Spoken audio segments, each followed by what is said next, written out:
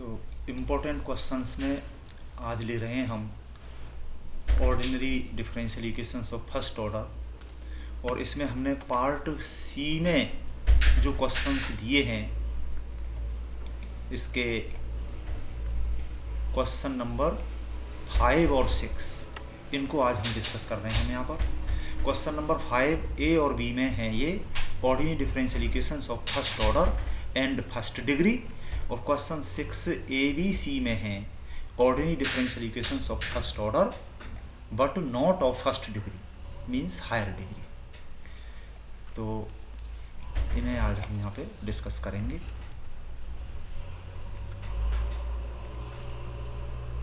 ये है हमारा क्वेश्चन नंबर 5 है, solve dy by D X equal to 1/xy into X square Y square plus 1।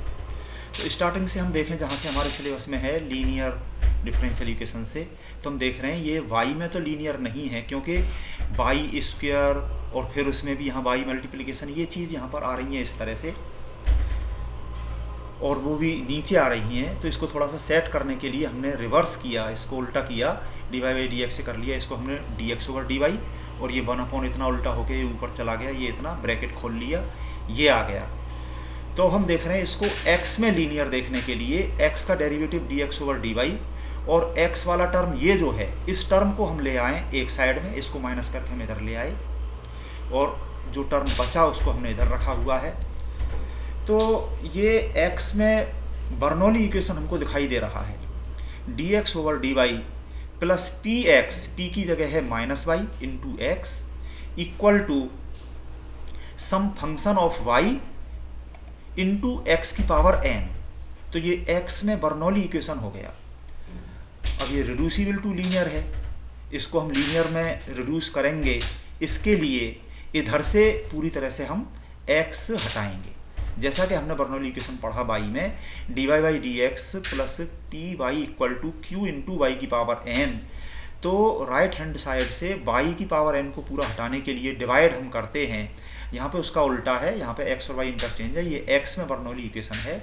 तो x यहाँ जितना भी है x की पावर 3 है, इसको पूरा यहाँ से हटाने के लिए हम डिवाइड कर दें, dividing this equation by x cube. तो हमें मिल गया वी गेट, ये एक्स क्यूब से डिवाइड करने पे ये चीज़ आ गई d x over D y minus ये वाई तो लिखा ही हुआ है, और ये 1/x स्क्वायर ये आ गया इक्वल टू इधर ये वाई का टर्म कुछ भी हो। अब यहाँ पे जितना भी x का टर्म है, x की जो कुछ भी चीज़ है उसको हम कुछ मान लें, u मान लें, v मान लें, और ये नेगेटिव साइन समेत माने या फिर नेगेटिव साइन या कांस्टेंट कुछ भी हो, उसे तो हम किसी भी तरह से एडजस्ट कर सकते हैं, वो हमारी मर्जी है। तो हमने यहाँ पे -1/x स्क्वायर को u मान लिया, और इसको हम डिफ्रेंशिएट करेंगे विद रेस्पेक्ट टू y, जिससे कि d x over D y की वैल्यू बने, ये चीज़ हमें करनी है। तो इसको हमने किया differentiating with respect to y। तो ये x की पावर -2 आगे आ गई, ये माइनस माइनस प्लस 2 हो गया, और x की पावर -3 हो गई डिफ्रेंशिएशन में, जो कि अपॉन में एक्स क्यू लिखा है, into d x over D y equal to हो गया ये d u over D y. तो ये वैल्यूज हम रख दें सारी इस इक्वेशन में। यहाँ पे ये 1 है, यहाँ पे ये 2 आ रहा है, तो इसकी वैल्यू के लिए 2 से डिवाइड करके ये 1/x cube d x over D y equal to ये इतना जो है, तो ये 1/2 आ गया यहाँ पर, ये 1/2 d u over D Y, और ये -1/x स्क्वायर को हमने u माना है इंटू वाई इक्वल टू ये वाई क्यू।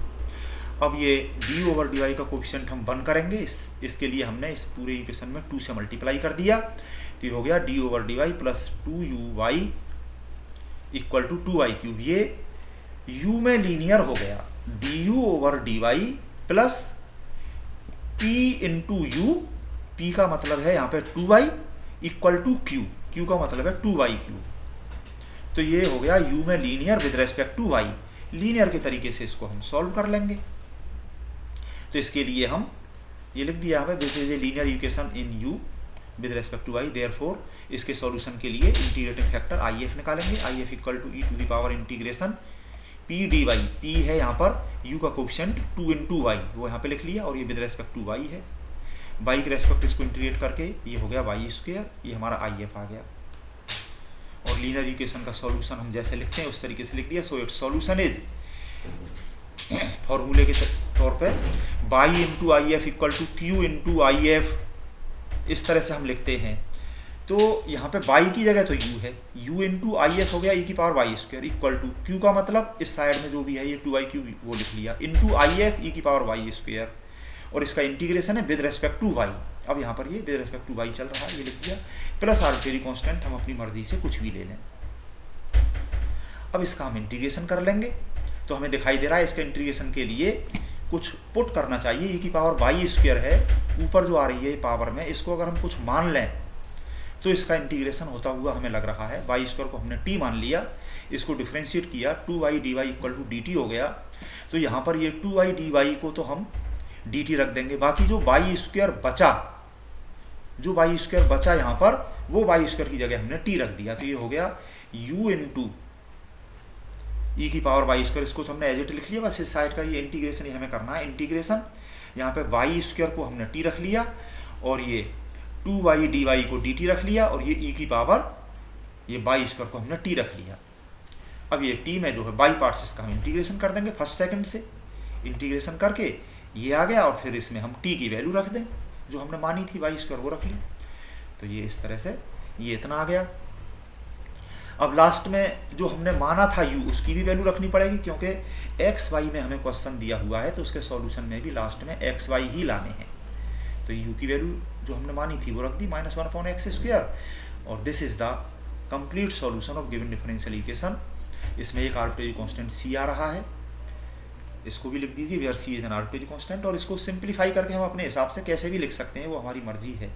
हम चाहें तो इस माइनस वाले को प्लस करके इधर ले आएँ या कैसे भी कर लें। तो ये इसका सॉल्यूशन हो गया। इसी तरह से आप और सवाल कर सकते हैं। नेक्स्ट क्वेश्चन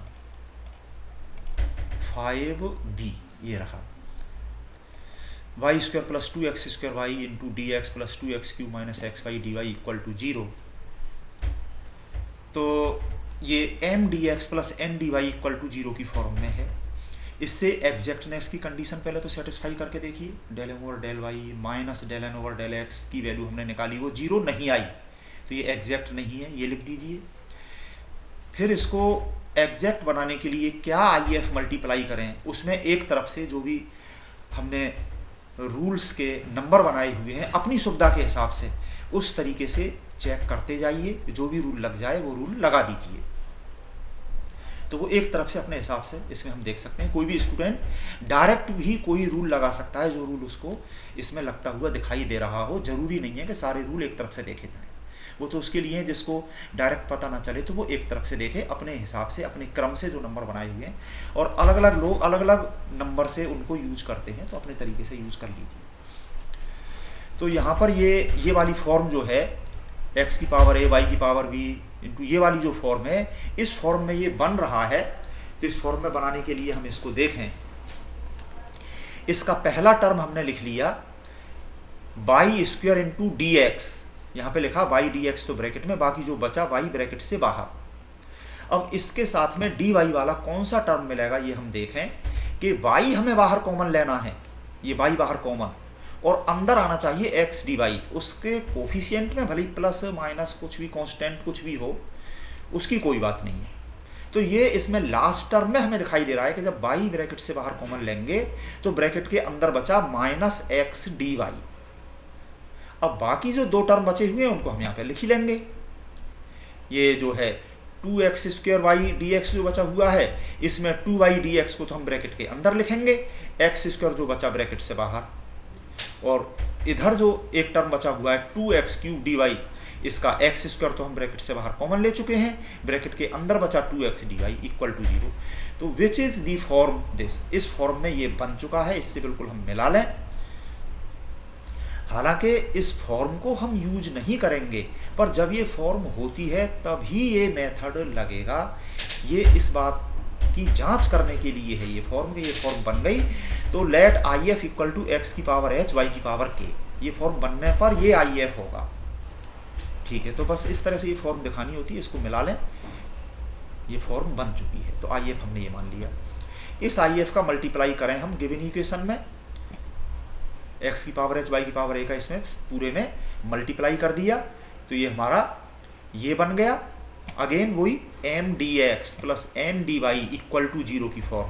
अभी हमारा नया वाला m और ये नया वाला n यहाँ पे ये लिखे हुए हैं, और इस इक्वेशन नंबर 1 जो है यहाँ पे हमने डाला है, इसको एग्जैक्ट बनाने के लिए h और k की जो वैल्यू आएंगी वो हम निकालेंगे। तो इसके लिए del m over del y और del n over del x को हम बराबर कर देंगे, partially differentiate m with respect to y, del m over del y ये लिखा हुआ है यहाँ पर, y के अलावा बाकी सारी चीज़ें कांस्टेंट की तरह से, और ये n है हमारा, इसको पार्शियल डिफ्रेंशिएट किया विद रेस्पेक्ट टू x के अलावा बाकी सारी चीज़ें कांस्टेंट की तरह से, ये आ गया। और कंडीशन ऑफ एग्जैक्टनेस है डेल m और del y equal to del n over del x, इन दोनों को हमने बराबर रख लिया। अब दोनों साइड से x और y की लाइक पावर्स इक्वेट हम करेंगे। तो इधर लेफ्ट हैंड साइड में x की पावर h इंटू वाई की पावर k प्लस 1 का कोफिशियंट है k प्लस 2, ये रख लिया हमने यहाँ पर k प्लस 2, और इक्वल टू इस साइड में इसी का x की पावर h इंटू वाई की पावर k प्लस 1 ये है लास्ट में, इसका कोफिशियंट है माइनस h प्लस 1, ये यहाँ पर हमने रख लिया। दूसरे तरह के टर्म्स हैं x की पावर h प्लस 2 वाई की पावर k, ये दोनों साइड में है।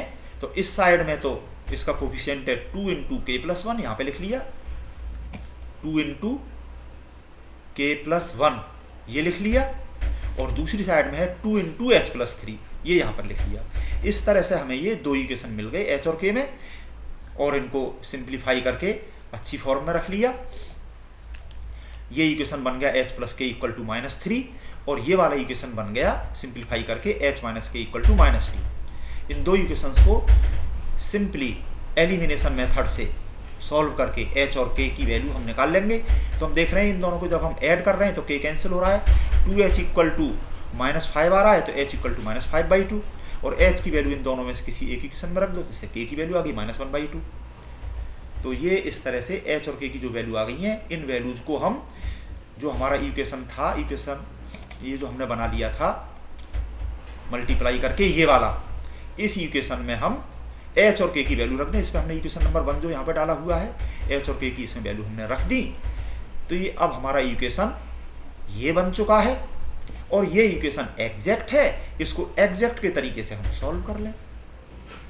अगेन ये इक्वेशन हमारा m d x plus n d y equal to 0, तो इसमें ये हमारा नया वाला m और ये नया वाला n एग्जैक्ट तरीके से सॉल्व कर लें।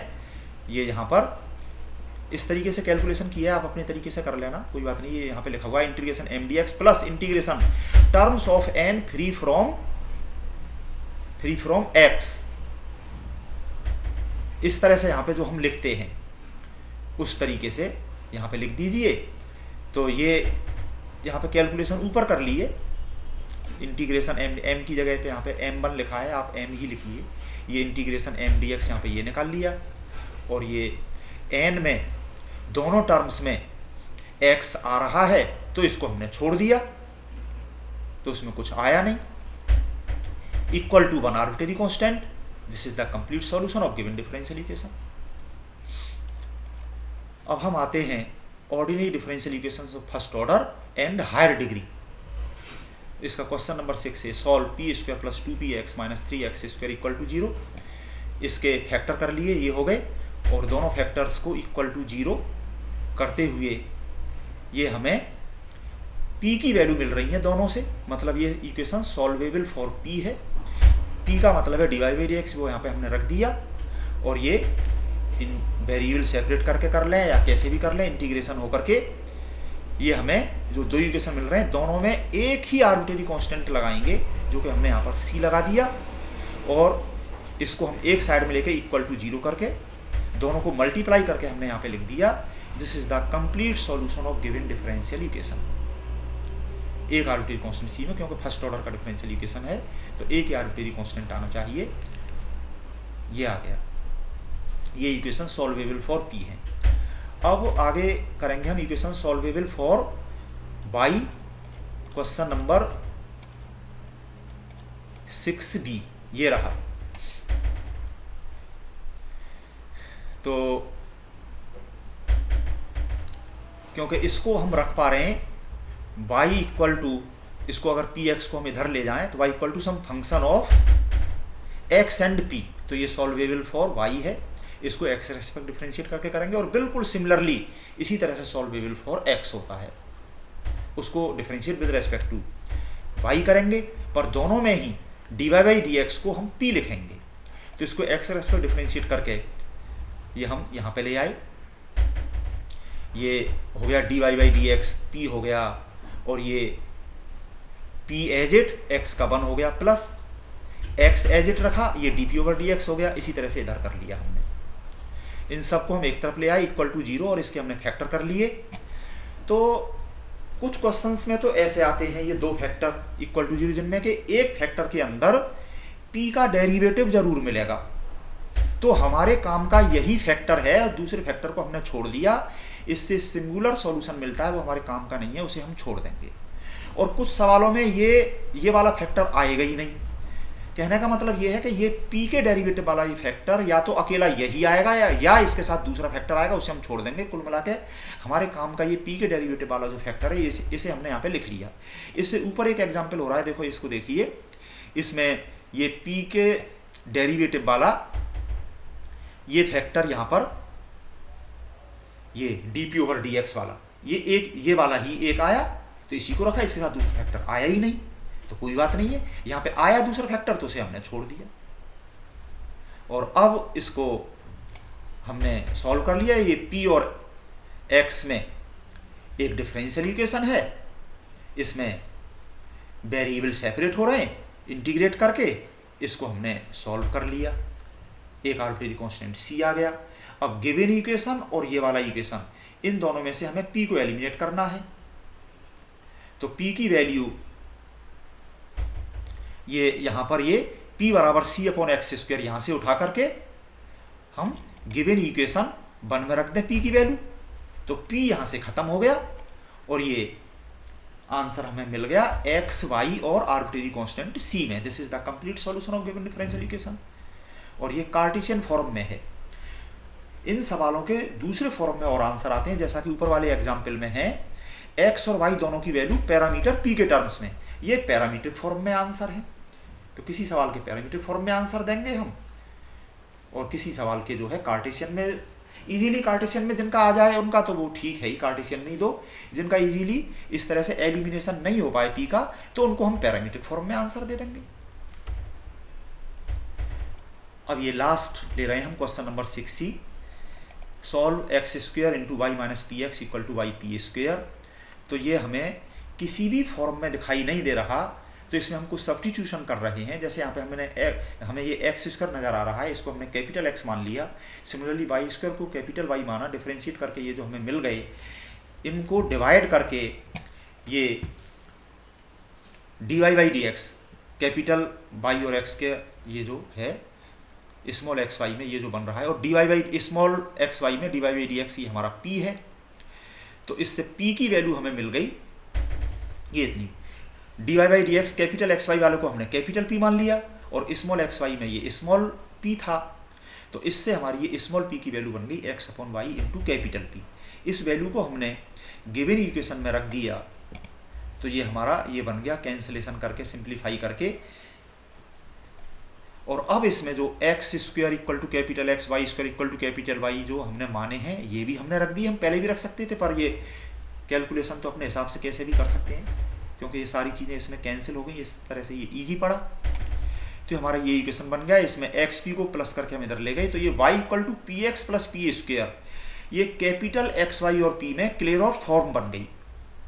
और इसका सॉल्यूशन हम जानते हैं, पी की जगह पर आर्बिट्रेरी कांस्टेंट सी रख दिया, y equal to c x plus c square, p जहाँ जहाँ भी उसकी जगह सी रख दिया, सी इज आर्बिट्रेरी कांस्टेंट। अब जो हमने माना है उसकी हम वैल्यू रख दें, capital X equal to x square, capital Y equal to y square equal to c x square plus c square. This is the complete solution of given differential equation. C यहाँ पे arbitrary constant है, इसको लिख दीजिए। इस तरह से आप और सवाल करिए अच्छे से और अपनी प्रॉब्लम पूछिए।